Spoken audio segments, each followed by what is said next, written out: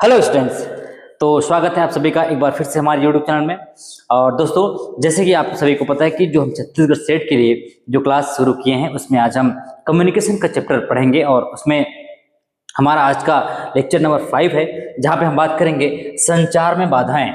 आप previous year question आप जाके देखेंगे छत्तीसगढ़ स्टेट 2024 का या उससे पहले का, तो उसमें इस तरीके के जो क्वेश्चन आए हुए हैं। तो डिस्कस करेंगे क्या होते हैं संचार में बाधाएं, जिसको हम कहते हैं बैरियर्स इन कम्युनिकेशन। इससे पहले मैंने आपको कम्युनिकेशन के मीनिंग्स बता दिया हुआ है और उसके जो विशेषताएं हैं, अर्थ है और उसके टाइप्स अलग अलग है। जाके आप प्लेलिस्ट में देखिए, आपको वीडियो मिल जाएगा। तो चलिए स्टार्ट करते हैं आज का लेक्चर और हम बात करेंगे इसमें कम्युनिकेशन में क्या क्या बाधाएं आ सकती है और ये बाधाएं होते क्या है। ठीक है, तो चलिए बात करते हैं आगे। बाधा को हम नॉइस भी कहते हैं। ठीक है, नॉइस का मतलब क्या होता है? शोर होता है। और यहाँ पे हम देखते हैं कम्युनिकेशन, जो शोर या कम्युनिकेशन में जो बाधाएं उत्पन्न होती है वो क्या कहलाता है? Noise is an interruption that can occur at any point in the communication process. Communication यानी कि संचार के किसी भी समय में वो उत्पन्न हो सकता है। तो शोर संचार प्रक्रिया में किसी भी समय होने वाला व्यवधान है। व्यवधान का मतलब क्या होता है? डिस्टरबेंस होता है। जैसे मान लेते हैं आप फोन में बात कर रहे हैं और जहां पे आप फोन में बात कर रहे हैं एक प्रकार से आप कम्युनिकेशन की प्रोसेस में हैं, और सपोज वहीं पे कहीं पे कोई गाड़ी में एक बड़ा कोई डीजे वाला आ गया या बॉक्स बजाने लग गया, तो आपको सामने वाले की बातें सुनाई नहीं देगी। तो वो कहलाता है कम्युनिकेशन में जो बाधाएं उत्पन्न होती है उसके बारे में कह रहा है। It can make communication ineffective, यानी कि आपके संचार को प्रभावित कर सकता है। आप जितना अच्छे से बात करना चाह रहे हैं आपको सुनाई नहीं देगा, तो वो कहलाता है आपका कम्युनिकेशन में बाधा उत्पन्न करना या बैरियर्स इन कम्युनिकेशन। तो यह संचार को अप्रभावी बना सकता है। क्या कर सकता है? यह संचार को अप्रभावी बना सकता है। तो मेजर कॉजेस ऑफ नॉइस या शोर के प्रमुख कारण क्या हो सकते हैं? चलिए थोड़ा सा आगे बढ़ते हैं और देखते हैं। ये देखिए यहाँ पे अलग अलग आपको कॉजेस दिख रहे हैं, कारण दिख रहे हैं कैसे हो सकता है। रोड साइड नॉइस, आप चल रहे हैं सड़क पे बातें कर रहे हैं, लेकिन भाई रोड में जब गाड़ियां चलती है तो वहां पे उनके जो गाड़ी के हॉर्न है या उनकी जो गाड़ी के इंजन की आवाज है वो क्या कर सकता है? आपका रोड साइड नॉइस क्रिएट कर सकता है। या कांस्टेंट चैटरिंग, लगातार बातचीत या बकबक। कभी कभी क्या होता है, हम क्लास में बैठे रहते हैं और हम कुछ पढ़ाई करते रहते हैं या एक दूसरे से बात करते रहते हैं, लेकिन जो साइड में जो और अन्य छात्र लोग रहते हैं वो क्या करते हैं? लगातार बातें करते रहते हैं। तो वो कह रहा है कि अगर कांस्टेंट चैटरिंग आप कर रहे हो, लगातार बातचीत कर रहे हो, बकबक कर रहे हैं, तो वो भी एक प्रकार से नॉइस का क्या है? कारण है, कह रहा है। जैसे नॉइस का सीधा मतलब यह है कि आप टीचर जैसे आते हैं तो क्लास में देखना बच्चे लोग हल्ला करते रहते हैं, तो वो एक प्रकार से क्या है? नॉइस है। तो कम्युनिकेशन के जो बैरियर्स में नॉइस का एक अगला उदाहरण है loud speaker noise. Loud speaker noise या तेज लाउड स्पीकर की आवाज चल रही है, आपके गांव में कुछ देखना फंक्शन होता है या नवरात्रि आती है, तो थोड़ा सा लाउड स्पीकर है ना कि बहुत ज्यादा लाउड में गाना को बजाते हैं, तो हम घर में जब बातचीत करते हैं तो थोड़ा सा वो कम्युनिकेशन क्या होता है? प्रभावित होता है। तो ये कह रहा है फॉल्टी ट्रांसमिशन, कभी कभी गलत दोषपूर्ण संचार के माध्यम से अगर ये हो रहा है तो वो नॉइज क्रिएट करता है। देखना अपना आपका जो कम्युनिकेशन आना होता है वो पर्टिकुलर नहीं आ पाता, तो फॉल्टी ट्रांसमिशन में भी आपका क्या हो सकता है? नॉइज क्रिएट हो सकता है। और एक प्रकार से पुअर हैंड राइटिंग भी क्या है हमारा, जिसे हम जो कम्युनिकेशन करना चाह रहे हैं, तो ये एक प्रकार से वो भी एक नॉइज का कारण है। नॉइज कहने का मतलब हल्ला ही नहीं होता है, ध्यान समझिएगा। यहाँ पे पुअर हैंड राइटिंग भी एक कारण हो सकता है। खराब हस्तलेखन, आप किसी को लिख के कुछ भेजे हैं और वो समझ ही नहीं आ रहा है उसको, वो पढ़ने की कोशिश कर रहे हैं आपके जो लिखे हुए शब्दों को, लेकिन नहीं पढ़ पा रहे हैं, तो जो आपका खराब हस्तलेखन या अस्पष्ट चीजें हैं वो एक प्रकार से क्या हो सकता है? आपकी कम्युनिकेशन में बाधा उत्पन्न कर सकता है। हैवी एक्सेंट, कभी कभी क्या होता है हम थोड़ा सा ज्यादा भारी उच्चारण में बात कर देते हैं। ओए मैं आ रहा हूं, ये देखो ये क्या है? एक बोल रहा है आई एम कमिंग। तो आप चीजों को तेजी से या भारी आवाज में जब बोलते हैं तो जो उनको सुनना चाहिए वो आपका नहीं सुन पाते हैं, या जो समझना चाहिए वो नहीं समझ पाते हैं। तो ये कह रहा है आपका हैवी एक्सेंट भी एक प्रकार से क्या हो सकता है? शोर का कारण हो सकता है। और आगे थोड़ा चलते हैं। सॉफ्ट स्पीच, बहुत धीमी आवाज में भी बोलना। भाई आप किसी से बात कर रहे हैं और वो बहुत धीरे धीरे आपसे बात कर रहा है या आपको सुनाई नहीं दे रहा है, तो एक प्रकार से वो भी क्या है? आपके कम्युनिकेशन में बैरियर का कारण हो सकता है, जिसको हम कह रहे हैं आपका सॉफ्ट स्पीच या बहुत धीमी आवाज में बोलना भी एक प्रकार से नॉइस का कारण है। और पुअरली लाइट रूम यानी कि अपर्याप्त प्रकाश वाला कमरा, जहां पे आप देखिए वहां पे आप कम्युनिकेशन कर रहे हैं या आप पढ़ रहे हैं, तो वो भी आप एक प्रकार से क्या हो सकता है, जो कम्युनिकेशन का बैरियर है वो इसके अंतर्गत आते हैं। तो इस तरीके से मैंने आपको शोर के प्रमुख कारण बताया, क्या क्या कारण हो सकते हैं, और इसको हम समराइज तौर पे देख सकते हैं। मैंने आपको बताया रोड साइड नॉइज, सड़क के किनारे का शोर, या कांस्टेंट चैटरिंग आपको बताया, और लाउड स्पीकर, जो तेज लाउड स्पीकर की आवाज है ये भी हो सकता है। अब फॉल्टी ट्रांसमिशन, कभी कभी देखना कहीं भी फैक्ट्री वगैरह रहता है या कुछ ऐसे जो रडार सिग्नल आते हैं वहां पे गलत चीज अगर जो कुछ तकनीकी खराबी आ गई तो वहां पे सायरन बजने लगता है, तो ये कहलाता है कि आप गलत दोषपूर्ण संचार हो गया वहां पे। पुअर हैंड राइटिंग मैंने आपको बताया, हैवी एक्सेंट, अत्यधिक भारी उच्चारण की बात है, अगर सॉफ्ट स्पीच यानी कि बहुत धीमी आवाज में बोलना, और पुअरली लाइट रूम, अपर्याप्त प्रकाश वाला जो कमरा है वहां पे भी आपको कम्युनिकेशन करने में क्या हो सकता है, बाधा उत्पन्न हो सकता है। ठीक है, तो ये सारी चीजें इसके एग्जाम्पल हैं। थोड़ा आगे चलते हैं और क्या है इसमें देखते हैं, नॉइस एज अ बैरियर। अब देखिए हम अगर नॉइस को बैरियर समझते हैं, नॉइस बिल्कुल हमारे लिए बैरियर काम करता है, तो कह रहा है कि शोर प्रभावी संचार में बाधा उत्पन्न करता है। बिल्कुल सही बात है, आप बात करना चाह रहे हैं लेकिन आज आइट साइड में बहुत सारी आवाजें आ रही है, तो आप अच्छे से इफेक्टिव कम्युनिकेशन नहीं कर पाएंगे। Smooth and effective communication requires noise to be eliminated और reduce as far as possible. अगर आपको अच्छे से कम्युनिकेट करना है, किसी से बातें करना है, शांत रूप से बात करना होता है, तो देखिए आप थोड़ा दूर चले जाते हैं, थोड़ा शहर से दूर चले जाते हैं और अच्छे से बातचीत करना होता है। तो ये कह रहा है कि अगर आपको अच्छा बात इफेक्टिव कम्युनिकेशन करना है तो आपको नॉइस को क्या करना पड़ेगा, रिड्यूस करना पड़ेगा या पूरा एलिमिनेट करना पड़ेगा। तो सुचारू एवं प्रभावी संचार के लिए शोर को यथासंभव समाप्त या कम करना क्या है, आवश्यक है। कह रहा है आपको शोर को कम करना पड़ेगा। भाई जैसे मान लीजिए मैं ही आपके लिए वीडियो बना रहा हूं, तो वहां पे आपके वॉइस ज्यादा इधर उधर से आएगा, जो मैं जो बोल रहा हूं वो आज आप तक नहीं पहुंचता है। तो एक प्रकार से यहाँ पे क्या हो रहा है, कम्युनिकेशन में आपका नॉइस एक इफेक्टिव चीजें हैं जो नॉइस को, जो कम्युनिकेशन क्या कर सकता है, प्रभावित कर सकता है। ये कह रहा है टाइप्स ऑफ नॉइस। अच्छा, अब नॉइस के भी अलग अलग टाइप हैं, जैसे हमने अभी तक सारी चीजों को टाइप पढ़ते आए हैं, तो नॉइस के क्या टाइप हो सकते हैं, तो चलिए बात करते हैं। फिजियोलॉजिकल नॉइस, देखिए शारीरिक शोर, नॉइस का जो पहला टाइप है वो है आपका फिजियोलॉजिकल शोर या नॉइस कहते हैं जिसको। It is the distraction caused by physical condition of a person. यह व्यक्ति की शारीरिक परिस्थितियों के कारण उत्पन्न व्यवधान है। देखिए आपके शारीरिक या जो कम्युनिकेट कर रहे हैं, जो आपका कम्युनिकेशन के प्रोसेस में भाग ले रहे हैं, उनके जो फिजियोलॉजिकल कंडीशन है, उनके शारीरिक व्यवधान की वजह से क्या हो सकता है, नॉइस उत्पन्न हो सकता है। मैंने आपको बताया नॉइस का मतलब हल्ला ही नहीं होता है, एकदम चिल्लाना ही नहीं होता है। नॉइस का मतलब है एक बैरियर है जो कम्युनिकेशन को प्रभावित कर रहा है। अब मान लेते हैं इसका एग्जांपल है, बोल रहा है ये भूख, हंगर। जैसे आपको भूख लगी है और मैं आपको बहुत अच्छे से कम्युनिकेट कर रहा हूं, पढ़ाने की कोशिश कर रहा हूं, तो आप नहीं पढ़ेंगे। आपके लिए एक नॉइस को कारण हो रहा है या नॉइस उत्पन्न कर रहा है आपके बॉडी में, वो नॉइस मतलब उस कम्युनिकेशन को प्रभावित कर रहा है। तो भूख लगी है तो जनरली हमारा दिमाग काम नहीं करता है, सही बात बोल रहा हूं। और फटिग या थकान है, जैसे आप बहुत आधा घंटा 8 से 10 घंटे काम करके आए, ठीक है, और मैं बोलूंगा चलो आपको पढ़ाता हूँ, क्लास है, आप बोलेंगे नहीं सर अभी थकान हो रहा है, काम करते कल पढ़ेंगे। तो ये कम्युनिकेशन की जो प्रोसेस में आपका जो थकान है वो क्या कह रहा है कि फिजियोलॉजिकल बैरियर है आपके लिए। फिजियोलॉजिकल जो शोर है वो कह रहा है आपका फटिग या सिर दर्द हो रहा है। सपोज आपका सिर दर्द हो रहा है और आपसे कोई बात करने आएगा, तो क्या आप अच्छे से बात कर पाएंगे? बिल्कुल नहीं कर पाएंगे, बोलेंगे कि भाई मेरा सिर दर्द कर रहा है, एक काम करते कल बात करेंगे।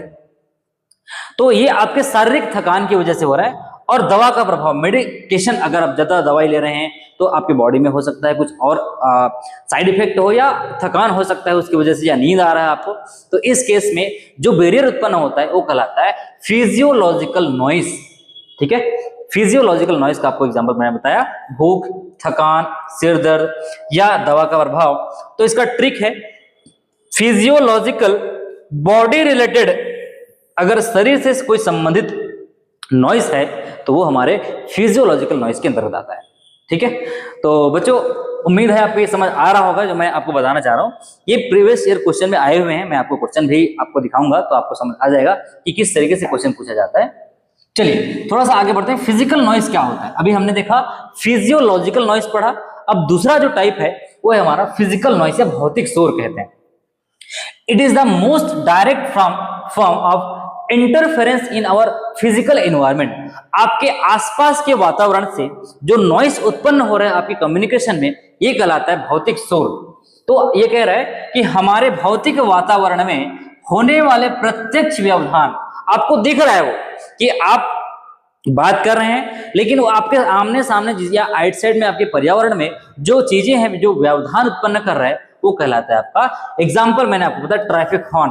आप जा रहे हैं, ट्रैफिक देखना, कभी कभी आप जरूर फील किए होंगे जब आप फोन में बातें करते रहते हैं तो इधर से पीप पीप, उधर से पीप पीप हॉर्न बज रहा है, तो ये आपका क्या हो सकता है, यातायात के जो हॉर्न है वो भी आपके कम्युनिकेशन को प्रभावित कर सकता है।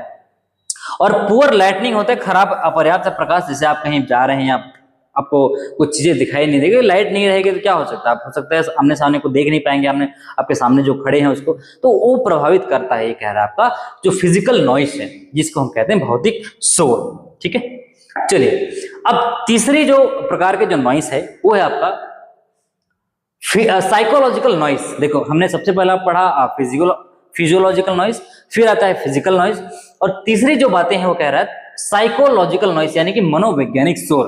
मनोवैज्ञानिक शोर कहने का मतलब क्या है, आपकी मानसिक स्थिति किस तरीके से एक प्रॉपर कम्युनिकेशन को प्रभावित कर रहा है। तो इसको थोड़ा समझने की कोशिश करते हैं, क्या कहना चाह रहे हैं। It refers to the qualities और mental condition within us that affect how we communicated and interpret others. मतलब इसका हिंदी में है, यह हमारे अंदर मौजूद मानसिक अवस्थाओं, गुणों से संबंधित है, हमारे अंदर मौजूद है, ये कह रहा है, और जो हमारे संचार और दूसरों की व्याख्या करने के तरीके को प्रभावित करते हैं या कर सकते हैं। तो साइकोलॉजिकल नॉइस जो है आपके अंदर उपस्थित क्या है, मानसिक अवस्थाओं एवं गुणों से संबंधित है।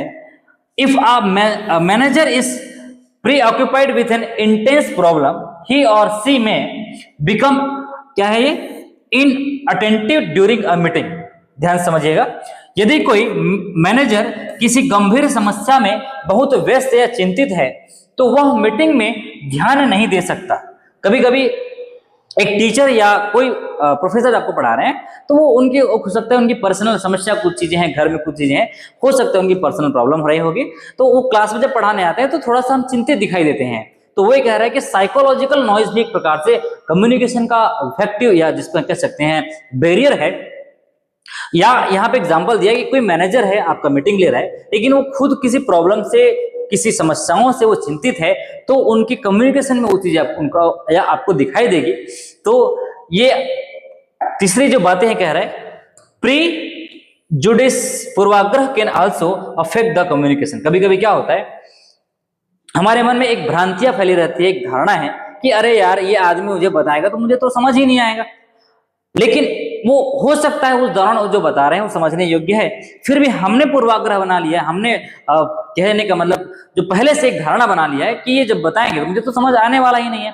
तो ये भी एक प्रकार से क्या हो सकता है, आपका बैरियर हो सकता है, किसी कम्युनिकेशन को प्रभावित करने वाले कारक हो सकते हैं। तो ये जो मैंने आपको बताया मैनेजर वाली एग्जाम्पल है।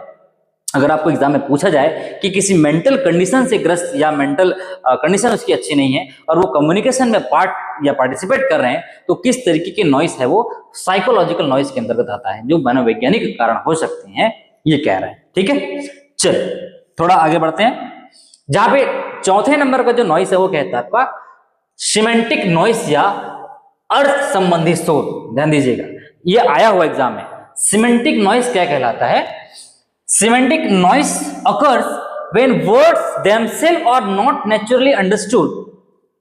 जब शब्दों का अर्थ दोनों पक्षों द्वारा समान रूप से नहीं समझा जाता, तब सिमेंटिक नॉइस उत्पन्न होता है। कभी कभी आपने फील किए होंगे, हम जो बताना चाहते हैं वो सामने वाला नहीं समझ पा रहा है, तो हम बोलते हैं ना कि अरे यार मैं जो कह रहा हूं आप समझ नहीं पा रहे हैं, या आप जो कह रहे हैं मैं समझ नहीं पा रहा हूं। तो किसी वजह से जो शब्दों के अर्थों का सही समझ ना होना हो, यह कहलाता है आपका सिमेंटिक नॉइस।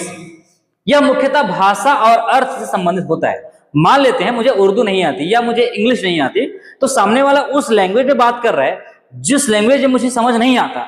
तो एक प्रकार से ये भाषाई विविधता कह सकते हैं, या भाषा में जो अंतर की वजह से या शब्दों में अंतर की वजह से जो बैरियर उत्पन्न हो रहा है हमारे कम्युनिकेशन में, ध्यान दीजिएगा बच्चों, वो कहलाता है सिमेंटिक नॉइस कहलाता है। और ये एग्जाम में आया हुआ है, मैं आपको इसको सॉल्व भी कराऊंगा। 2024, ध्यान दीजिएगा, 2024 के सीजी सेट में ये क्वेश्चन आया हुआ है, आप जाके देख सकते हैं, वहां पे आपको ये मिलेगा। It is mainly related to language and क्या मीनिंग। देखिए मैंने आपको बताया भाषा और अर्थ से संबंधित।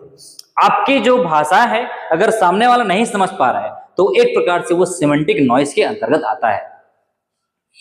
जॉर्गन और कह रहे हैं जॉर्गन और अननेसेसरी टेक्निकल लैंग्वेज। देखिए कोई ऐसी लैंग्वेज जिसका वहां पे कोई मतलब ही नहीं हो, या आप जानबूझ के ऐसे यूज कर रहे हैं जो सामने वाले को समझ नहीं आ रहा है, तो ये कह रहा है कि unnecessary technical language can create semantic noise. भाई मान लेते हैं मुझे इंजीनियरिंग या जो मेडिकल की टेक्निकल लैंग्वेज नहीं आती है और मैं सामने वाले से बात कर रहा हूं, तो उनकी जो लैंग्वेज है मुझे क्लियर नहीं समझ आ रहा है, मैं समझने की कोशिश कर रहा हूं लेकिन समझ नहीं आ रहा है, तो ऐसे केस में सिमेंटिक नॉइस उत्पन्न हो रहा है वहां पे उस कम्युनिकेशन में। तो डिफिकल्ट टेक्निकल, ठीक है, या विशेष तकनीकी शब्दावली, डिफिकल्ट टेक्निकल टर्म्स, कठिन तकनीक शब्द जिसको कह रहे हैं हम, और अनफैमिलियर जॉर्गन्स यानी कि अपरिचित विशेष शब्दावली। कभी कभी हम टेक्निकल टर्म्स को उसके सिनोनिम्स यूज कर देते हैं तो हमको नहीं समझ आ रही है, किसी जो भी कम्युनिकेशन में पार्टिसिपेट कर रहे हैं उनको अगर समझ नहीं आ रहा है तो वो क्या कहलाता है, आपका सिमेंटिक नॉइज के अंतर्गत आता है। तो मैंने आपको 4 तरीके की नॉइज बताया जहां पे आप देखे होंगे, ठीक है। सबसे पहला हमारा नॉइज था जिसमें हमने देखा, क्या देखे, फिजियोलॉजिकल, जिसको हम शारीरिक कहते हैं। दूसरा नॉइज मैंने आपको बताया जहां पे हमने देखा कि जो फिजिकल नॉइस होते हैं क्या क्या होते हैं, जैसे मैंने आपको बताया ट्रैफिक लाइट है या पुअर लाइटनिंग है। और तीसरा जो मैंने आपको समझाया जहां पे हमने देखा कि साइकोलॉजिकल नॉइस। और चौथा जो टाइप है जिसमें हमने देखा सिमेंटिक नॉइस, जहां पे हमने देखा कि शब्दों के अर्थों में, ठीक है, भाषा या शब्द के अर्थ की वजह से जो प्रॉब्लम या क्रिएट हो रहा है, जो कम्युनिकेशन को प्रभावित कर रहा है, वो कहलाता है हमारा सिमेंटिक नॉइस। तो चलिए मैं आपको थोड़ा सा कुछ क्वेश्चन की तरफ लेके चलता हूं जहां पे आप इसको समझने की कोशिश करेंगे और क्वेश्चन कैसे आ सकता है। तो ये क्वेश्चन जैसे आया हुआ एग्जाम में, ये कह रहा है कि निम्नलिखित में से किसको हम कायिक या शारीरिक शोर फिजियोलॉजिकल का एक उदाहरण मान सकते हैं। ऐसे आपको क्वेश्चन देंगे तो समझिएगा, which of the following can be considered an example of physiological noise। मैंने अभी आपको बताया क्या क्या हो सकता है फिजियोलॉजिकल नॉइस। तो पहला ऑप्शन कह रहा है भूख लगना, दूसरा कह रहा है वातानुकूलित की आवाज, sound of an air conditioner, एक लॉन की घास काटने की मशीन, लॉन मूवर जिसको कह रहा है, और चौथा है जटिल शब्दों का उपयोग यानी कि यूज ऑफ कॉम्प्लेक्स वर्ड। मैंने अभी आपको बताया आपके जो शारीरिक चीजों की वजह से, शारीरिक शोर की वजह से अगर आपको क्या बोलते हैं कम्युनिकेशन में प्रभावित हो रहे हैं तो वो है आपका भूख लगना। तो यहाँ पे आप देख सकते हैं आपका आंसर है भूख लगना, इसका आंसर हो जाएगा। तो अगर आपको ये क्वेश्चन पूछते हैं या कभी आपके एग्जाम में ये आता है तो ध्यान दीजिएगा, ये आपका आंसर रहेगा भूख लगना, इसका आंसर, ठीक है। तो ऐसे प्रश्न हो सकते हैं, आ जाएंगे, आपको याद रखना है चीजों को। मैं आपको जो समझा रहा हूं एक बार वीडियो को देखिए और रिवाइज करिए। आपके पास बुक्स हैं या नोट्स मैं आपको शेयर कर दूंगा कि आप स्क्रीनशॉट ले सकते हैं। अब जैसा आप कमेंट करते हैं मैं आपको उस कमेंट में लिंक दे दूंगा, वहां पे आप डाउनलोड कर सकते हैं। चलिए दूसरा प्रश्न है, जटिल शब्दों का उपयोग करते हुए वक्ता को निम्नलिखित में से किसका उदाहरण माना जा सकता है। मैं एक स्पीकर हूं, मैं बहुत कठिन शब्द यूज कर रहा हूं, मैं एक मंच को संबोधित कर रहा हूं और वहां अलग से एकदम से कठिन तकनीकी शब्दावली का यूज कर रहा हूं, तो कैसा बैरियर हो सकता है कह रहा है वो। So a speaker using complex words can be considered an example of which of the following. ध्यान दीजिएगा कौन से एग्जांपल हो सकते हैं। तो मैंने अभी आपको बताया एक शारीरिक क्रियात्मक या साइकोलॉजिकल नॉइस है, सॉरी फिजियोलॉजिकल नॉइस है, एक आपका मनोवैज्ञानिक नॉइस है, और ये अर्थ संबंधी या सिमेंटिक नॉइस है, और चौथा है आपका फिजिकल नॉइस यानी कि फिजिकल नॉइस नहीं है, भौतिक बैरियर है। ये क्या आएगा आपका भौतिक शोर आएगा, ठीक है।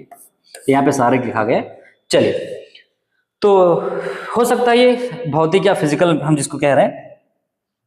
तो इसका आंसर क्या हो सकता है, मैंने अभी आपको बताया कि शब्दों के अर्थ की वजह से जो प्रॉब्लम क्रिएट होता है वो कहलाता है हमारा क्या कहलाता है आपका सिमेंटिक नॉइस। मैंने अभी आपको बताया सिमेंटिक नॉइस इसका सही आंसर रहेगा, ठीक है। अर्थ या शब्दों की वजह से जिसको हम कह रहे हैं बैरियर उत्पन्न हो रहा है तो वो कहलाता है हमारा सिमेंटिक नॉइस। तीसरा प्रश्न इसके आगे है, संप्रेषण प्रक्रिया में शोर। ये कह रहा है कि अगर कम्युनिकेशन प्रोसेस हो रहा है तो वहां पे नॉइस का क्या काम है या नॉइस क्या होता है, पूछ रहा है आपको। Noise in the communication process, ध्यान दीजिएगा, पहला ऑप्शन है लक्षित श्रोताओं को संदेश अधिक सावधानी पूर्वक सुनने का कारण बन सकता है। Makes the target audience listen to the message more carefully. क्या नॉइस आएगा तो आप केयरफुली सुन सकते हैं क्या? नहीं सुन सकते। तो पहला ऑप्शन तो ऐसे ही कट जाएगा यहां पे। दूसरा कह रहा है संदेश के साथ हस्तक्षेप का कारण बनता है। आप जिस संदेश को भेजना चाह रहे हैं या आप बात करना चाह रहे हैं तो उसके साथ ही क्या कर रहे हैं, डिस्टर्ब कर रहा है। तो बिल्कुल जो नॉइस होता है, मैंने अभी आपको बताया कि डिस्टर्बेंस का कारण हो सकता है। तो ये आपका आंसर हो सकता है। भी आगे चलते हैं। भटकने वाले विचारों पर ध्यान केंद्रित करता है। बिल्कुल गलत बात है, विचार को खुद भटकाता है ये, तो केंद्रित कैसे करेगा। और संदेश को बढ़ाता है, तो संदेश को बढ़ाता है, ये नहीं हो सकता। आपका राइट आंसर होगा, your right answer is what, संदेश के साथ हस्तक्षेप का कारण बनता है। ये हमारा option number B is the right answer. ठीक है, हमारा जो आंसर बी है वो आपका राइट आंसर है। ठीक है, तो इस तरीके से आपका प्रश्न आएंगे, आपको बैरियर के रिलेटेड क्वेश्चन आएंगे, तो आपको समझना है। 4 टाइप के मैंने आपको बैरियर बताया। एक बार अच्छे से वीडियो को देखिए और रिवाइंड कर लीजिए जो चीजें मैंने आपको बताया रिवीजन के तौर पे।